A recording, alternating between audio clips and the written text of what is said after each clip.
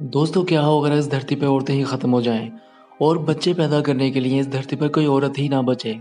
ऐसे में औरतों को किसी दूसरे ग्रह से इस धरती पर लाया जाए जिससे वो बच्चे पैदा करके सल्तनत आगे बढ़ा सकें। ऐसा ही होता है आज की हमारी इस कहानी में। कहानी जब स्टार्ट होती है तो हमें साल 2802 का टाइम दिखाया जाता है। यहाँ पर दो एस्ट्रोनॉट, जिसमें एक का नाम एडम और दूसरे का नाम जैक होता है। ये दोनों ही एस्ट्रोनॉट पृथ्वी से एंटेस ग्रह की ओर जा रहे होते हैं, क्योंकि वैज्ञानिकों ने रिसर्च करके ये पता लगाया होता है कि उस ग्रह पर इंसानों की प्रजाति रहती है। इन दोनों की बातों को सुनकर एक बात पता चलती है कि पृथ्वी पर एक ऐसा वायरस फैल जाता है जिससे पृथ्वी की औरतें बच्चे पैदा नहीं कर सकती हैं।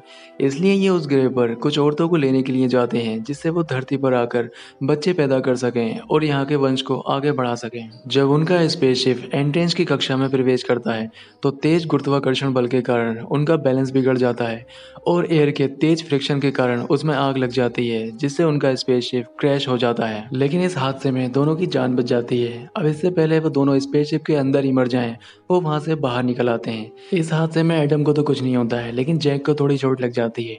अब एडम जैक का इलाज करता है और उसको एक इंजेक्शन लगाता है जिससे वो कुछ देर बाद ठीक हो जाता है।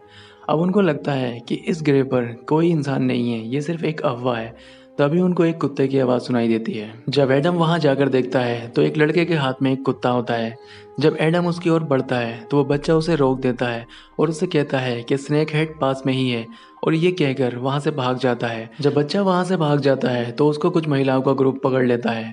बच्चे के हाथ में जो कुत्ता होता है वो तो भाग जाता है, लेकिन महिलाएं उसको पकड़ कर ले जाती हैं। अब एडम, जो कि बच्चे को ढूंढ रहा होता है, लेकिन बच्चा उसको नहीं मिलता है। तभी वहां पर जोरदार भूकंप आता है। अब एडम कम्युनिकेशन वॉच की सहायता से जैक से कांटेक्ट करता है और उससे उसका हाल पूछता है और भूकंप की तीव्रता का मापन करने के लिए भी कहता है। अब एडम उस बच्चे को ढूंढते हुए एक ऐसे टेम्पल के पास चला जाता है जो काफी बड़ा होता है। एडम जब इस टेम्पल के अंदर जाकर देखता है तो उसको दिखाई देता है कि यहाँ पर बहुत सारी महिलाएं हैं। इतनी सारी महिलाओं को एक साथ देखकर एडम हैरान हो जाता है। एडम जब उनकी महिलाओं की बातें सुनता है तो उसको पता चलता है कि इस ग्रह पर औरतों का ही राज है। ये औरतें मर्दों को अपना गुलाम बनाकर रखती हैं। इस ग्रह पर मर्द सिर्फ गुलामी करने के लिए रखे जाते हैं। बस कुछ मर्दों का इस्तेमाल बच्चे पैदा करने के लिए ही किया जाता है। आगे हमें दिखाया जाता है कि कुछ महिलाएं अपने सरफेस लॉर्ड से प्रेयर कर रही होती हैं, यानी कि वो धार्मिक महिलाएं होती हैं। इन धार्मिक महिलाओं का एक अलग ग्रुप होता है जिसको टेक्सिस चलाती है। इसके बाद उनका गॉड सरफेस लॉर्ड एक बिल से बाहर निकल कर आता है। दरअसल ये एक बहुत बड़ा सांप होता है। इसके बाद हमें वहाँ की रानी सुमुरु को दिखाया जाता है, जो कि टेक्सिन के ग्रुप से बिल्कुल भी खुश नहीं होती है। ये देखकर एडम समझ जाता है कि यहाँ की महिलाएं दो ग्रुप में बटी हुई हैं, जिस एक ग्रुप को टेक्सिस चलाती है और दूसरे ग्रुप को वहाँ की रानी चलाती है। इसके बाद हमें दिखाया जाता है कि टेक्सिन के ग्रुप की कुछ महिलाओं ने जिस लड़के को पकड़ा था वो उसको वहाँ लेकर आती हैं। ये देखकर एडम हैरान हो जाता है। वो उन महिलाओं की परंपराओं को देख रहा होता है। अब टेक्सिन उस लड़के की बलि देने के लिए बोलती है सरफेस लॉर्ड के लिए, लेकिन उस लड़के की बहन, जो कि रानी के ग्रुप में होती है, जिसका नाम डव होता है, वो आकर टेक्सन और उसकी महिलाओं पर हमला कर देती है। अब टेक्सन की एक महिला और डव के बीच में झगड़ा चल ही रहा होता है। तभी सरफेस लॉर्ड आकर टेक्सन की एक महिला को निगल जाता है। ये देखकर टेक्सन को काफी गुस्सा आता है। वो अपने ग्रुप की महिलाओं से डव को पकड़ने के लिए कहती है, लेकिन तभी रानी आ जाती है और वो उससे कहती है कि ये एक सेल्फ डिफेंस था। अब ग्रुप की दोनों लीडर में बहस चल ही रही होती है, लेकिन ये सारी बातें एडम, जो कि छुप के सुन रहा होता है।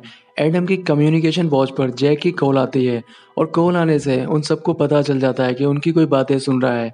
यहाँ पर एडम घबरा जाता है। अब सभी महिलाएं एडम को देख लेती हैं और टेक्सन अपनी महिलाओं से एडम को पकड़ने के लिए कहती है, लेकिन एडम गन निकाल के ऊपर की ओर हमला करता है, जिससे वहां पर भगदड़ मच जाती है।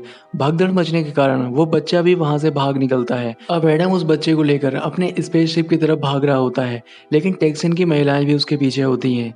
टेक्सन की महिलाएं उस पर हमला करती हैं और एक तीर मारती हैं जो उसकी टांग पर जाकर लग जाता है, लेकिन वो जैक की मदद से और उस बच्चे की मदद से अपने स्पेसशिप पर तो पहुंच जाता है, लेकिन उस तीर में जहर होने के कारण वो बेहोश होने लग जाता है। इसके बाद रानी भी वहां पहुंच जाती है और वो टेक्सन की महिलाओं से वहां से जाने के लिए कहती है, लेकिन टेक्सन उससे कहती है कि किसी भी मर्द को मारना हमारे कानून के खिलाफ है। तब रानी उनसे कहती है कि रानी की बात ना मानना भी कानून के ही खिलाफ है।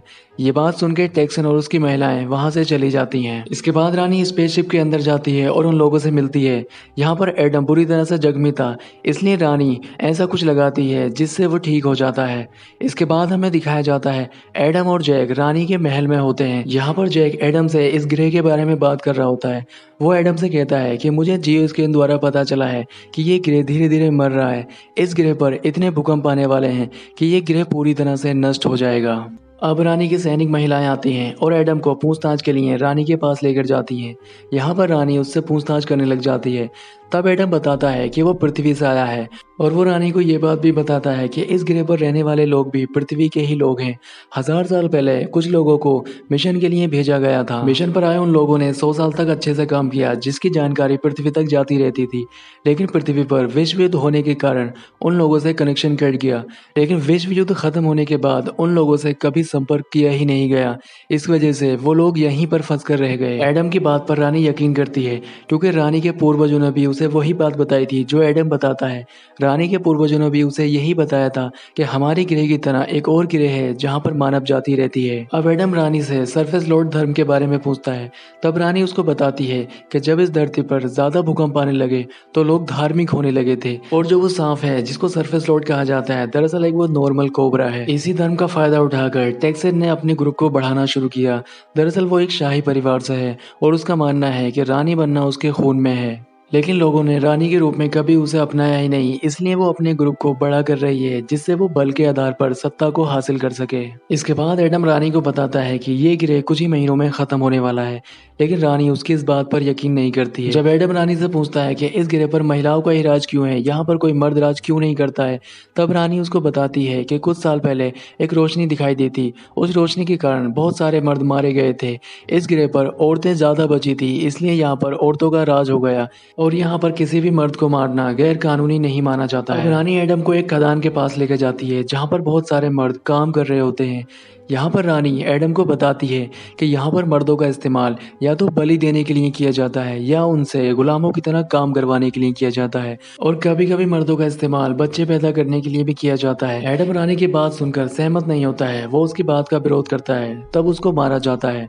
इसके बाद एडम को वहां से ले जाया जाता है। अब रानी के सैनिक एडम को ले जा रहे होते हैं, तब टेक्सास की महिलाएं उस पर हमला कर देती हैं। यहाँ पर रानी की सारी सैनिक महिलाएं मारी जाती हैं और इसमें जो डब सैनिक महिला होती है वो भी मारी जाती है। अब एडम को टेक्सन की जेल में बंद कर दिया जाता है, जहाँ पर टेक्सन आती है और एडम से अपने ग्रुप में शामिल होने के लिए कहती है। लेकिन एडम काफी चालाक होता है, वो टेक्सन से मना कर देता है। टेक्सन को काफी गुस्सा आता है और उस पर वो हमला कर देती है। तभी रानी वहां आ जाती है। रानी के साथ एडम का दोस्त जैक भी होता है। अब रानी सुमरू एडम को वहां से ले जाने लगती है, लेकिन टेक्सन उसको रोकने की कोशिश करती है। तब रानी उसको जोरदार पंच मारती है जिससे वो बेहोश हो जाती है। ये सभी लोग सुरंग से बाहर निकल रहे होते हैं। तब जैक एडम को एक बात बताता है। वो उससे कहता है कि इस ग्रह के पास बहुत कम टाइम बचा है, ये ग्रह कभी भी खत्म होने वाला है, हमें यहाँ से बहुत जल्दी निकलना होगा। ये बात रानी सुन लेती है। रानी अपने गले से एक लॉकेट निकालती है। उस लॉकेट में एक बहुत खास प्रकार का एलिमेंट होता है। ये लॉकेट उसको बर्ड जोन जगह से मिला होता है। ये वही जगह होती है जहाँ पर 1000 साल पहले एक स्पेसशिप आया होता है। रानी उस स्पेसशिप के बारे में एडम को बताती है, जहाँ पर एडम और जैक ये बात सुनकर काफी खुश हो जाते हैं, क्योंकि उन्होंने अगर वो स्पेसशिप स्टार्ट कर लिया तो वो वापस से धरती पर जा सकते हैं। स्पेसशिप तक पहुंचने के लिए रानी उनकी मदद करने के लिए कहती है। अब ये सभी लोग उस जगह के लिए निकल पड़ते हैं जहाँ पर स्पेसशिप मौजूद होता है।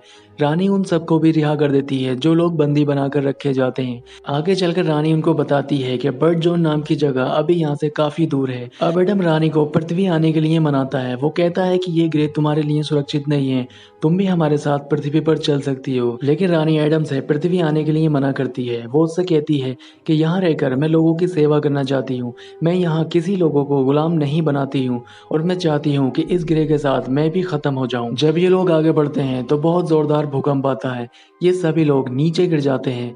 जैक समझ जाता है कि ये ग्रह कुछ ही देर में खत्म होने वाला है। आगे चलकर उन लोगों को एक कंकाल दिखाई देता है। जहाँ पर जैक उसकी जांच करता है तो उसको पता चलता है कि ये कंकाल 900 साल पुराना है। वो उनको बताता है कि जब लोग धरती से इस ग्रह पर आए थे, ये कंकाल तभी का है। इसके बाद जैक को एक बात और पता चलती है। वो कहता है कि कुछ सालों पहले यहाँ बहुत बड़ा धमाका हुआ था जिसमें बहुत सारे लोग मारे गए थे। जैक की ये बात सुनकर रानी समझ जाती है कि उसके पूर्वज जो एक रोशनी के बारे में बताते हैं जो कुछ सालों पहले आई थी, जिसमें बहुत सारे मर्द मारे गए थे, ये एक प्राकृतिक कारण से हुआ था।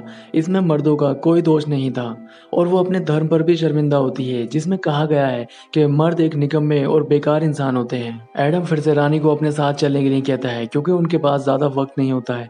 अब ये लोग आगे बढ़ते हैं और स्पेसशिप तक पहुंच जाते हैं।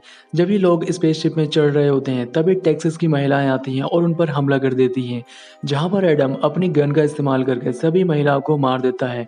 टेक्सास रानी को लड़ने के लिए चुनौती देती है। अब दोनों में काफ़ी देर तक फाइट होती है क्योंकि रानी की स्किल काफ़ी अच्छी होती है, इसलिए वो टेक्सास पर हावी हो रही होती है। यहाँ पर टेक्सास भी हार नहीं मानती है।